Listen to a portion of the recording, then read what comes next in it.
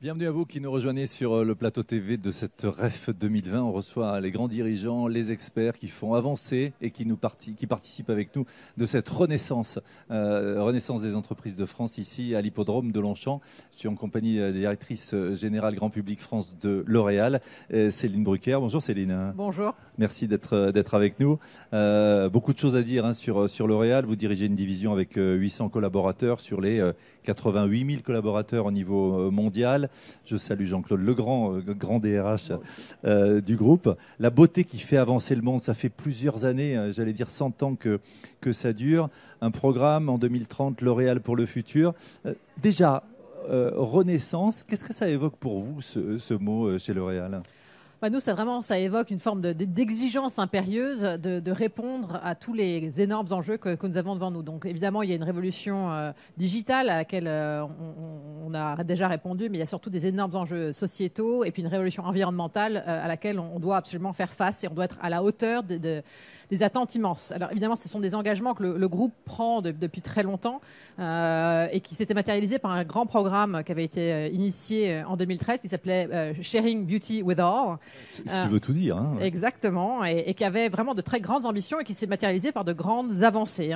Des exemples concrets, on a réussi quand même à réduire nos émissions de CO2 de 78%, en même temps, sur une période entre 2005 et 2019, en même temps, notre production augmentait de 30%. Donc ça veut dire que l'effet est encore plus important. Exactement, un vrai avancement. On a 35 sites qui sont neutres en carbone, dont 14 usines.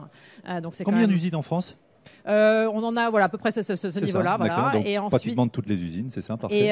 Et 85% de nos produits qui ont été lancés l'année dernière ont un environnement social qui est significativement amélioré. Donc c'est vraiment l'année dernière. Donc ce sont des choses qui sont très concrètes. L'autre chose dont on est très fiers aussi, c'est que L'Oréal est la seule entreprise qui a été notée A 4 années d'affilée par le fameux CDP, le Carbon Disclosure Project. Et ça, c'est un sacré label, hein ? Exactement, et on en est vraiment fiers et on est la seule entreprise, toute métier confondu, à avoir été notée A sur ces 4 dernières années. Bon, alors ça, c'est le passé. L'important, c'est l'avenir, c'est le futur. Et puis maintenant, on s'engage dans un nouveau programme pour les 10 prochaines années. Alors, ce programme pour les 10 prochaines années, on va en parler évidemment. Il y a tout cet aspect sociétal, Sharing the Beauty with All, aspect sociétal, des personnes qui sont défavorisées. Là encore, il y a un vrai engagement de L'Oréal à destination de toutes les personnes pour rendre justement cette beauté accessible. Et au-delà de ça, c'est cet enjeu sociétal. Exactement. Et c'est vrai que là, on a, à travers ce programme L'Oréal pour le futur, on a vraiment aussi voulu continuer ces avancées très importantes au service des limites planétaires, en ayant vraiment une prise de conscience des limites planétaires, avec des engagements très concrets et dans des horizons quand même relativement courts. Un des engagements qu'on a pris, par exemple, c'est que d'ici 2025, 100% de nos sites soient carbone neutres. Donc c'est dans 5 ans. Qu'à l'horizon 2030, on ait réduit notre consommation d'eau d'à peu près 25%. Alors tout ça, c'est vrai que c'est limite planétaire. Emmanuel Macron, il faisait référence, le président de la République, il y a quelques temps, puisqu'on est arrivé à la moitié, on a tout épuisé, et pourtant la moitié de l'année. Climat, eau, ressources, c'est un peu tous ces sujets-là que vous balayez, que vous commencez à expliciter avec ces engagements. Exactement, et aussi le sujet du plastique, qui est quand même vraiment une plaie, une pollution réelle et très concrète. Et là aussi, on prend l'engagement d'ici 2030 que 100% de nos packaging plastique soit recyclé, soit biosourcé. Oui, parce qu'au-delà de ça, c'est pas le plastique en soi qui est un problème, c'est son recyclage, évidemment. Exactement, ouais. Alors justement, on parle de tous ces sujets environnementaux, consommation. Vous impliquez toutes les parties prenantes dans cette démarche volontaire. Oui, on pense que c'est vraiment important que de travailler. On est une grande entreprise, que les grandes entreprises s'associent à des startups vraiment. Donc, par exemple, on travaille avec Carbios, avec les pouvoirs publics. On a reçu Martin Stéphane tout à l'heure, son président. Nos partenaires distributeurs, c'est vraiment important qu'on le fasse. Et puis qu'on implique aussi les consommateurs, parce que c'est vraiment important que le consommateur, plus jamais, il est acteur, il est décideur. Et c'est vraiment important qu'on l'implique, en particulier sur le recyclage et le tri etc. Alors ça c'est intéressant ce que vous dites, c'est que le consommateur est en fait un consommateur quelque part, donc il est très sensible. Alors on ne va pas se voiler la face, on parle dans le monde de l'entreprise. Vous qui êtes la directrice générale Grand Public France, vous le savez aussi, c'est un moyen de capter des consommateurs pour qu'ils adhèrent à la démarche d'une entreprise, en l'occurrence L'Oréal, et se disent tiens, je vais plutôt privilégier les produits Garnier plutôt que les produits de la concurrence.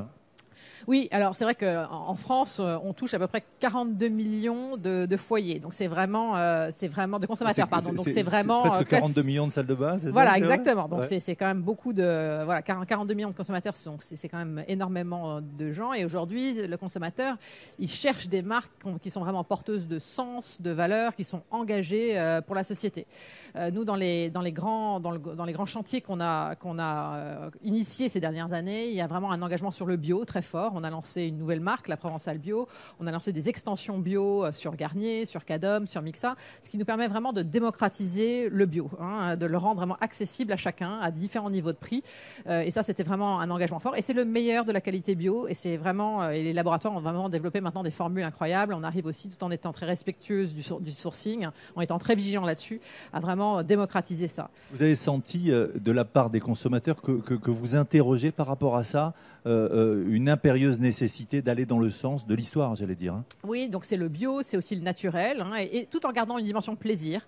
On a par exemple une gamme de shampoings qu'on a lancée qui s'appelle Air Food, qui est 98% d'origine naturelle et qui a aussi une dimension plaisir très forte, très gourmande. Et ça, c'est très important pour les Français en particulier.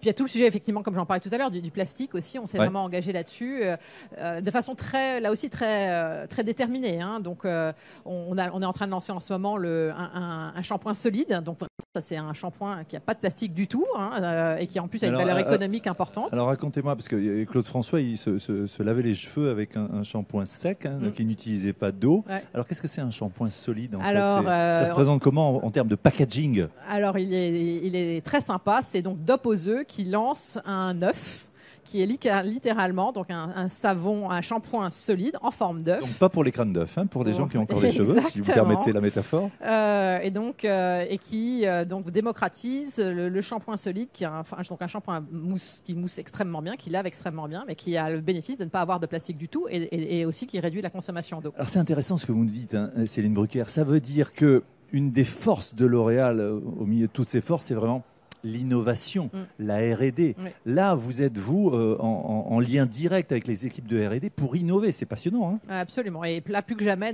les 4000 chercheurs qu'on a dans le groupe, on a besoin d'eux.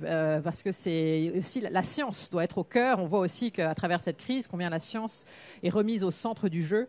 Et c'est une science, évidemment, qui aussi travaille la green science, qui s'appuie aussi sur la nature, qui travaille avec le meilleur de la nature et puis qui travaille aussi avec, vraiment dans un axe de progrès technologique pour vraiment apporter et répondre à tous ces différents enjeux, tous ces différents défis. Des enjeux qui sont très importants, évidemment. Et puis, j'allais dire aussi, il y a un engagement financier de la part de L'Oréal, puisque vous soutenez, il y a un fonds qui a été mis en place. Racontez-nous, ça aussi, c'est des actions concrètes. Voilà, il y a un fonds dans ce nouveau programme L'Oréal pour le futur, qu'on lance donc pour les 10 prochaines années. Il y a un fonds de 150 millions d'euros qui est doté pour justement financer des projets autour de cette révolution sociale et environnementale mondialement. Alors, il y a un point, vous commenciez à en parler tout à l'heure, le plastique, le recyclage, le bio.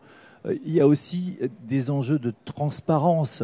On a besoin de circuits courts, on a besoin, ou on a envie, c'est ce qui ressort, et en particulier exacerbé par cette période Covid, de fabriquer en France et beaucoup de transparence. Ça, c'est important en termes d'image de l'entreprise, raison d'être aussi. Ouais. Non, tout à fait. Et on est très fiers, par exemple, là, sur Garnier, on vient de lancer un nouvel outil en fait de transparence sur le profil environnemental de nos produits et qui donne sur 14 critères, un peu comme le Nutri-Score dans l'alimentaire, qui donne toute la transparence accessible à chacun sur chacun des produits Garnier. Ah oui, donc s'il était trop riche en graisse, là ça va être trop riche en carbone dépensé, c'est ça? Par exemple. Et ça, c'est vraiment quelque chose dont on aimerait que ça puisse devenir une norme, en fait. Donc, on va l'étendre sur nos autres marques, mais on aimerait aussi que ça puisse être étendu, devenir quelque chose qui touche tous les produits de beauté, que ce soit leur marque, et que ça puisse être vraiment un scoring qui soit, qui devienne un peu le référent du marché pour justement donner cette information, donner cette transparence pour que le consommateur-acteur ait vraiment tous les éléments en main pour faire sa décision. Alors, on a des gens qui sont à la fois des consommateurs, des consommateurs, des citoyens et puis des collaborateurs. Comment on fait pour engager les équipes on en parlait tout à l'heure avec Laurent Habib, pour qu'il y ait une sorte d'étendard L'Oréal France, la direction grand public que vous dirigez, comment vous sensibilisez vos collaborateurs et vos collaboratrices?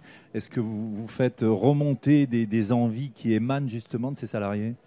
Moi, je crois qu'il y a une énergie incroyable, en fait. Et je trouve que, franchement, je suis extrêmement fière et je les salue au passage sur vraiment l'engagement dont ils ont fait preuve ces derniers mois, dans un contexte évidemment très chaotique et très difficile. Ils ont fait preuve d'un engagement, d'une énergie incroyable. Et au fond, tous les projets que je viens d'évoquer, c'est des choses qui viennent d'eux, en fait. C'est vraiment, et ça donne une énergie folle.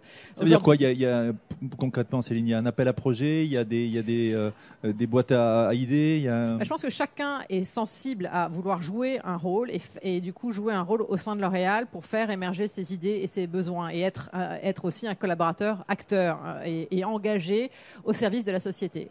Et c'est vrai que moi, j'ai juste autorisé et laissé la place à toutes ces idées d'exister. Et ça a vraiment initié tous les projets que j'ai évoqués, et il y en a beaucoup d'autres.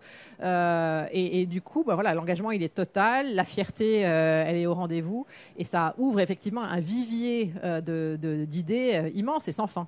Il y a un champ des possibles qui est élargi. Il y a un point qui est important, on le voit de plus en plus. Quand on voit maintenant que les gens travaillent à distance, on a beaucoup de télétravail, le lien est plus forcément aussi matérialisé. Il n'y a plus forcément la machine à café à Clichy, par exemple, ou dans vos autres locaux. Il y a le point de la confiance. Comment, justement, par rapport à ces sujets, par rapport à une période qui va être encore plus incertaine, vous entretenez, vous catalysez cette confiance, justement, par rapport à ces nouveaux enjeux?